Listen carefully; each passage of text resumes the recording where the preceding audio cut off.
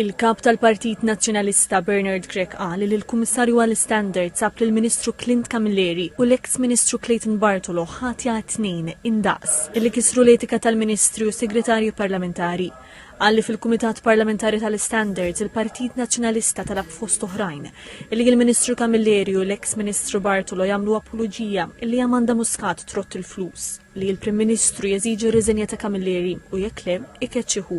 Għal iżda li naħa tal-Gvern votat favur li l-ex-Ministru Bartolo jiġi mċanfar u ddefendiet lill-Ministru Camilleri. Dr. Grech qal li dan jiexet li l-Gvern għandu problemi interni kbar, problemi ta' stabilità u ta' żamma tal-standards.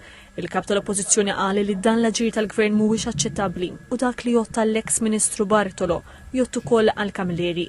Għalliet li tal-poplu rebaħ malli kellu jċedi Bartolo u jwarrab u qal li bl-istess mod il-poplu jista' jerġa' jirbaħ billi jwarrab il-Ministru Clint Camilleri. Qal li l-poplu għam xebba bl-aġir tal-Prim Ministru Roberta Bela u sostna li l-uniku mod kif il-pajjiż jista' jimxi l-qudiem huwa permezz tal-bidla.